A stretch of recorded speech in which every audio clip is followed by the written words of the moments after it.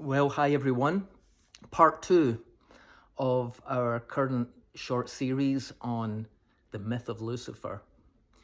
So, when I was a young Christian, I went into a Christian bookshop and I didn't know what I was looking for, but I saw these comic books, Christian comic books. You will remember them. Chick tracts. Very fundamentalist, very legalistic, very fear based and guilt based. Horrible little drawings, actually. But what I learned in one of those little comic books was that once, long before the world was made, there was an angel in heaven called Lucifer, and he decided that he wanted to be God and he was going to rebel against God.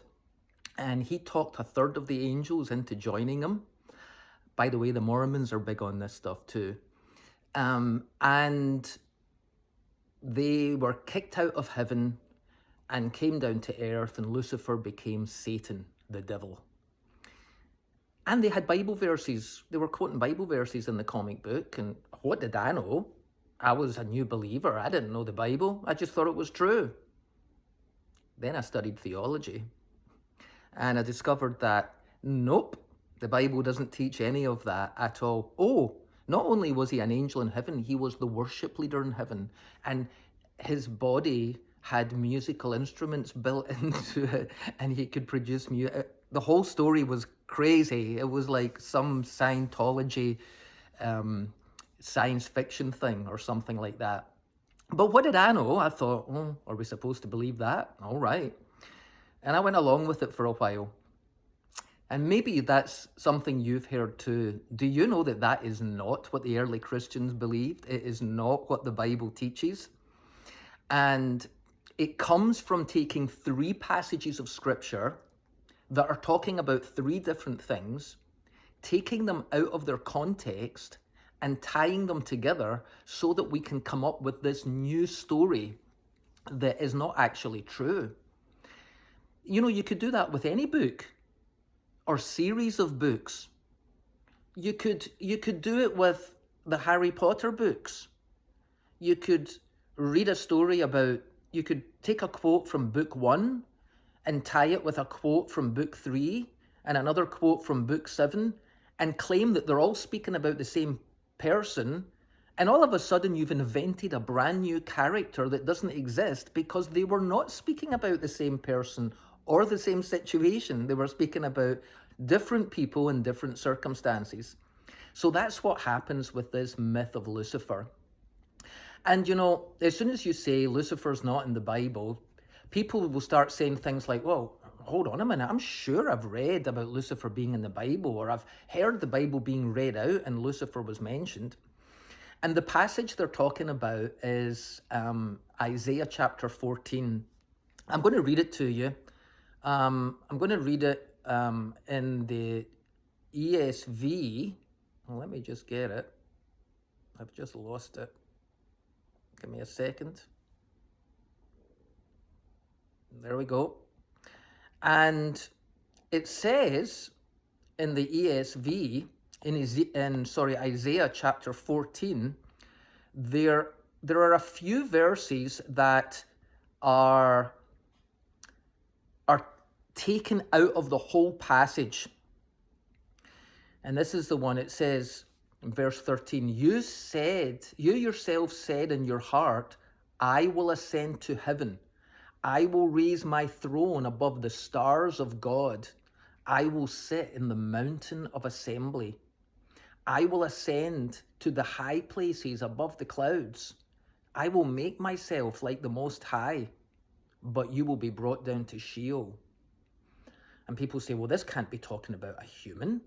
It must be talking about the devil. How could a human make his throne above the stars of God? How could a human ascend above the clouds and make himself like God? But the truth is, people, if you read the passage in context, it's about a human. Let me just read it to you. Let's go back. This is what he says.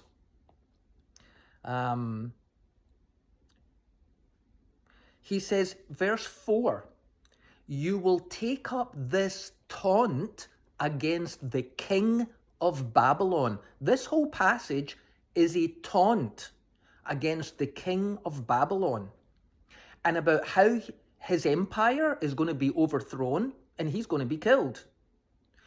It says, you will take up this taunt against the king of Babylon and say, how the oppressor has ceased.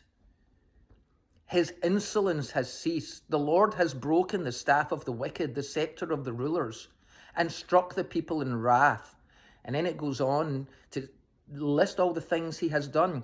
The cypress trees and the cedars of Lebanon will rejoice since you were laid down. No woodcutters will come against you. You know, in Babylon, when they waged war against someone, they cut down all their trees and burned all their crops so that the land was desolate afterwards. And it's mentioning what the king of Babylon is doing. It's saying here, Sheol below is getting excited over you to meet you when you come. It arouses the dead spirits of all the leaders of earth. It raises all of the kings of the nations.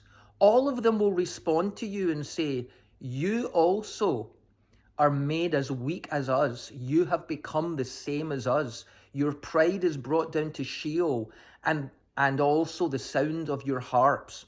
Maggots are spread out beneath you like a covering. It is worms. You have fallen from heaven, morning star, son of the dawn. You are cut down to the ground, O conqueror of nations. It's talking about the king of Babylon. And then after that little bit about ascending to the heavens, it says it again. If you go down, it says, and this is what will happen to Babylon. It will be swept away. And then right after it, it goes on to a taunt against the king of Assyria. So the whole thing is about a man. But one of the problems is, I just read this here where it says,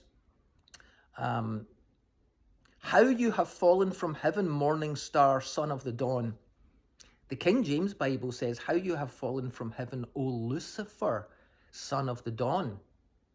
Now, you need to understand that the word Lucifer is a Latin word. This is a translation from Hebrew. But in the 4th century, Jerome translated the Bible from Hebrew and Greek into Latin. And at this point, he translated morning star as Lucifer, because Lucifer is the name for the morning star, Venus, in Latin. Jerome didn't think he was talking about the devil. He thought he was talking about the morning star, or what we would call Venus, because in Latin, that's what it means. In fact, in 2 Peter, it says, Christ, the morning star, has risen in your heart. In Latin, in Jerome's Bible, it says, Christ, the Lucifer, has risen in your heart. Because Lucifer is the Latin word for morning star. It is not the name of the devil. And for some reason or other, the King James translators, instead of translating the Hebrew into English, with that one word, translated the Hebrew into Latin. But no other modern translation does that. Even modern Catholic translations don't do that. Because the word Lucifer simply means morning star. It's the Latin name for Venus. That's all it is. Well, why is it calling the king of Babylon the morning star? Because when the king of Babylon was crowned, at his coronation, he was given all kinds of titles. You are a god and not a man. You are the morning star. That was one of the titles that he was given. And if you've seen the movie Prince of Egypt, I think it is, the story of Moses, when Pharaoh was being crowned, they say to him in that movie, you are the morning star and the evening star. You know, in the ancient Near East, it was normal and common for kings at their coronation to take the names of stars and of gods upon themselves and claim that they were a god or an incarnation of a god or something like that. And so that's why the king of Babylon is called the morning star. It was a title he took on himself. Okay, but how about this bit? I will ascend to heaven. I will raise up my throne above the stars. I will ascend to the high places of the clouds. I will make myself like the Most High. I'll come back to that. There is a way that the king of Babylon, there is something the Babylonian king used to do, in fact, all Near Eastern kings used to do, to kind of make a claim that they were a god and that they were part of the divine council of the gods. Okay? So I'll come to that in a moment, but what I want to do is read the second passage that is often used, tied in with this one, to create this myth of Lucifer. This passage doesn't have the word Lucifer, and it's not about the king of Babylon. It's about the king of Tyre, and about the prince of Tyre, his son, who was heir to the throne. And it says, this is Ezekiel 28, the word of the Lord came to me again, saying, Son of man, say to the prince of Tyre, thus says the Lord God, because your heart is lifted up and you say, I am a god, I sit in the seat of the gods, in the midst of the seas. You know, Tyre was a maritime kingdom. And then it says, yet you are a man and not a god. This is not, he doesn't say you're a devil, you are Satan, you are Lucifer. You're a man. This is another prophecy, Ezekiel 28, about a human being. The king, the prince of Tyre at first, and then it goes on to the king.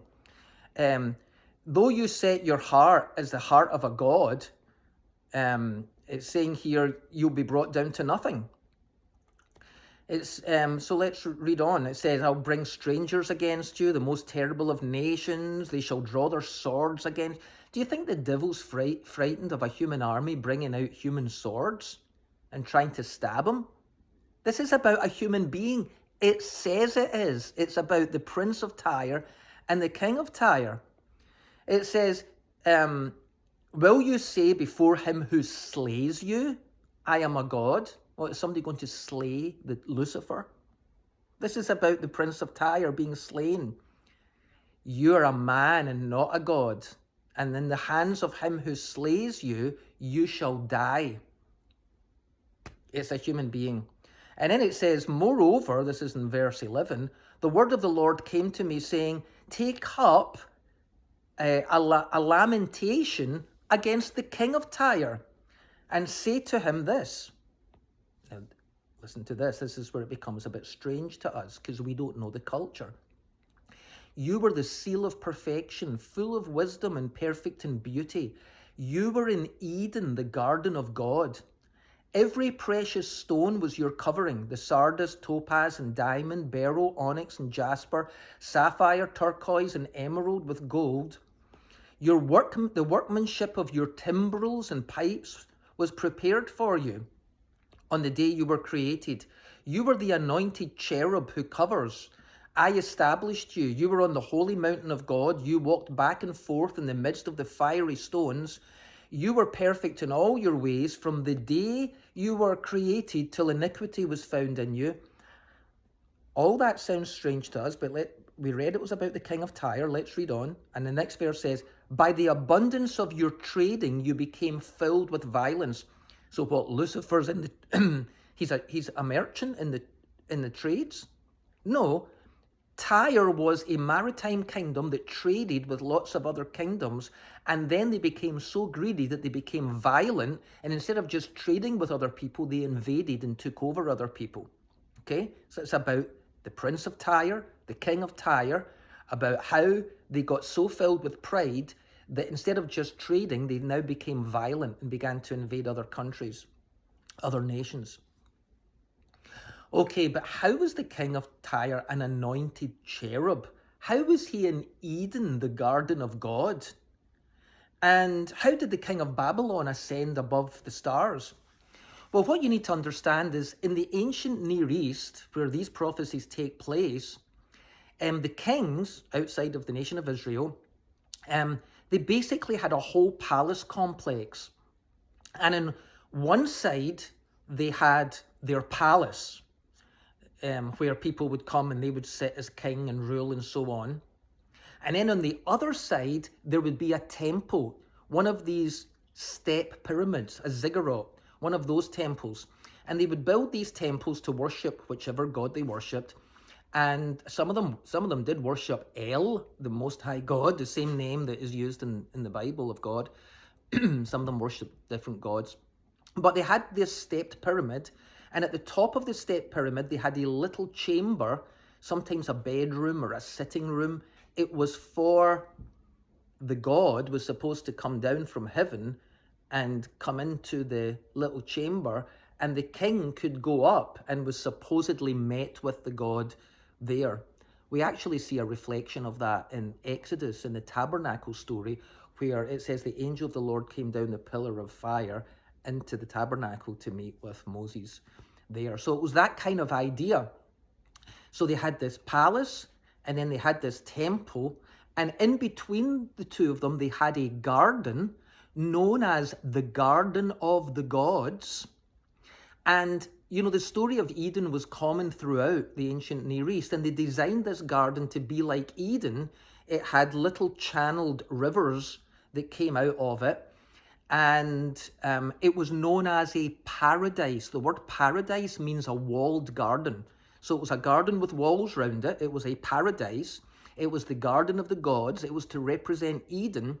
And when the king in the ancient Near East when he had decisions to make, and he had to think about things, and he had got advice from his advisors, but he hadn't made a decision yet, part of their custom was the king was supposed to go into the paradise, the replica of Eden, and he was supposed to tend to the garden, like we see Adam doing in the book of Genesis. And by doing that, it was supposed to calm his mind, and he would get wisdom from the gods, and he would be able to make his right decision. So, an ancient Near Eastern king, when he's crowned, he is anointed with oil, just like the Israelite kings were, but the other ones were too. He is anointed with oil, and he is given names. You are now anointed as a cherub, as a guardian of God. You are the morning star. And so he would sit in his palace. When he had to make decisions, he would then walk in the replica of Eden, the garden of the gods. And he would tend to the garden of the gods. And then he would go to his temple. And in the temple, there were what's called fire altars. There were like altars where they had, I guess, the equivalent of charcoal. They had stones that burned hot, the stones of fire. And they had these fire altars, and that continued from paganism into Zoroastrianism as well, fire altars. And so he would then walk in the midst of the stones of fire, and then he would ascend the temple and sit in the seat of a god and proclaim himself as a god. Now, everyone in the ancient Near East knew that, and when they read those prophecies, they knew it was talking about the king of Babylon, because it says it was. It was talking about the prince of Tyre and the king of Tyre, because it says it was. Those were all things that they did to make themselves look more important. They were all narcissistic, these people, calling themselves gods and so on, to make themselves more important. It was all theater to make themselves look like a god. And yet the true God prophesies and says, no, it's pride in your heart. You're arrogant, you're sinful, you're violent. You're going to be put to death, and your empires and kingdoms are going to be overthrown. And all of this walking around the garden of the gods, pretending you're like Adam, and all of this walking in the midst of the stones of fire, and then ascending up the steps of the ziggurat and sitting in the little chamber of the god as if you're a god. No, all of you will be brought down to earth. In fact, you'll be buried in a grave. In fact, you will end up in Sheol, and all the other kings will say, are you the emperor that we were all scared of? You're just one of us, dead like us too now. I challenge you to read those two passages in Isaiah and in Ezekiel. Read the whole chapter. Read it in context. Read it in as many English translations as you want. And with that knowledge of how ancient Near Eastern kings operated, have a look and see, what are those passages talking about? I promise you, they are not talking about a fallen angel called Lucifer, which is an invention and was really popularized through Dante's Inferno and Milton's Paradise Lost, they are talking about human kings coming to nothing and their empires falling.